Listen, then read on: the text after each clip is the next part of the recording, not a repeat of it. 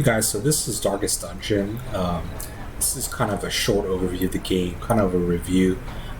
Basically, this is a kind of a cult game. There's a big following on Twitch, and there's kind of like a cult following for this game. It's really great. I think it really deserves more attention and love. It's really good. It's on sale for really cheap on Steam for like $6 sometimes. Definitely recommend you pick it up. It's very difficult, just to warn you, but I think the difficulty adds to what part of what keeps the game interesting, because you constantly have to utilize all your skills, abilities, buffs, debuffs to keep your characters alive, and it really challenges you and makes you use your brain. So I didn't expect that difficulty would be great, but I really ended up, after I tried the game, really liking it. So this is the town. There's several places where you can relieve stress. The tavern and the abbey are places where you relieve stress.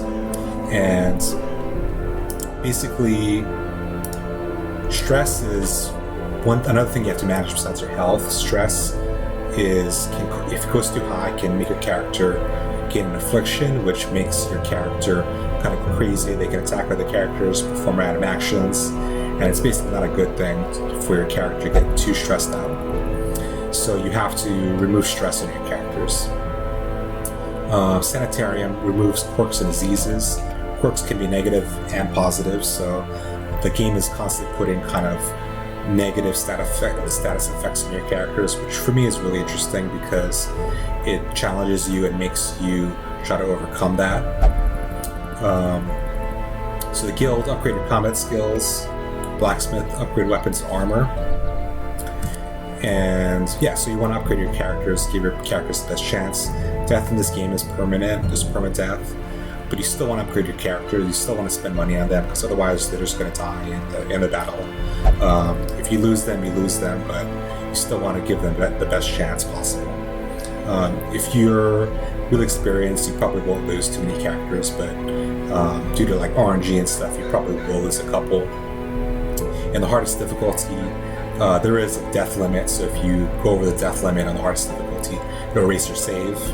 There's also a week limit on the hardest difficulty, which if you go over 100 weeks, it'll delete your save. So if you really want a challenge on the hardest difficulty, so do that. Okay, so let's go into a dungeon.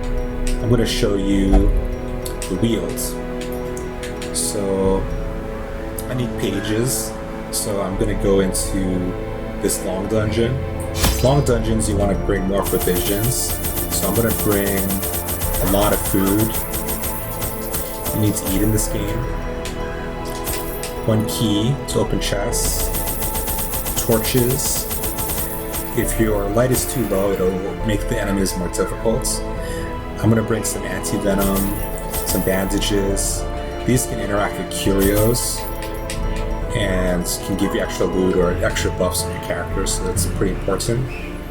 So let's go ahead and start this dungeon.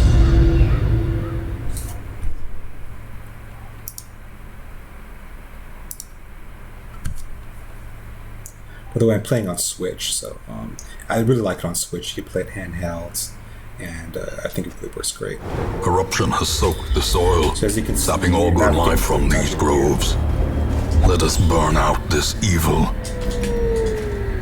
Getting a torch here, looting. So as you can see, the light goes down gradually. So here there's a fight, and obliterated. You got a crit, which is good. That'll reduce your stress. You want to try to increase your crit rate as much as possible. Mark. Certain characters rely on Mark, so you get extra damage from their abilities. I don't have any characters that use Mark abilities in this party, but it can be useful. So I'm just trying to put down characters as quickly as possible. Putting down the enemies as quickly as possible, basically. So there you go. Getting a lot of crits, which is good.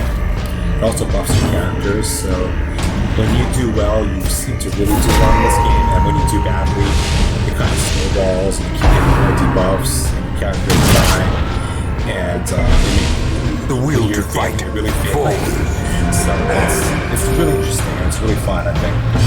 The challenge, once you overcome the difficulty aspect of the game, it's really rewarding. confidence surges as the enemy So there you crumbles. go. I won the battle. Picking up some items. Can't hold everything because I have just stuff. As you can see, one of my characters has a negative quirk that causes it to loot stuff randomly.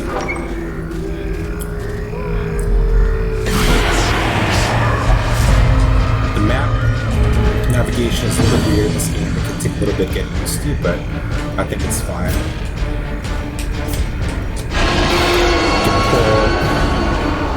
Enemies, get the weak enemies into better positions to hit with your frontline characters, like so. Heal, of course, is really important.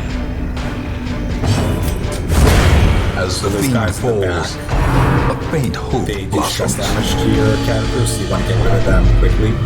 Stress damage is kind of expensive and difficult to heal, so it can actually be more damaging if enemies damage your stress more than damage your health, because the heal release stress healing is a little bit harder to do.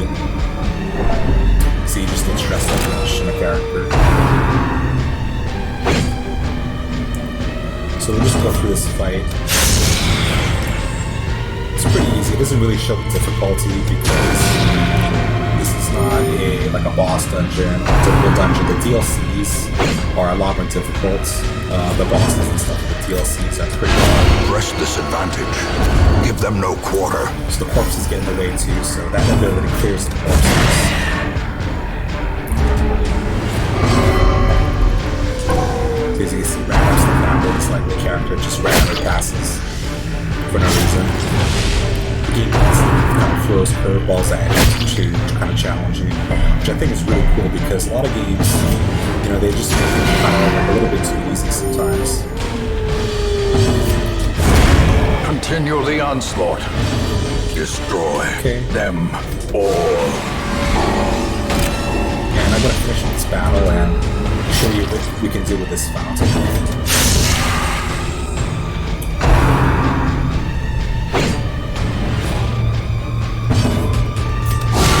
Well struck. Boom. Okay.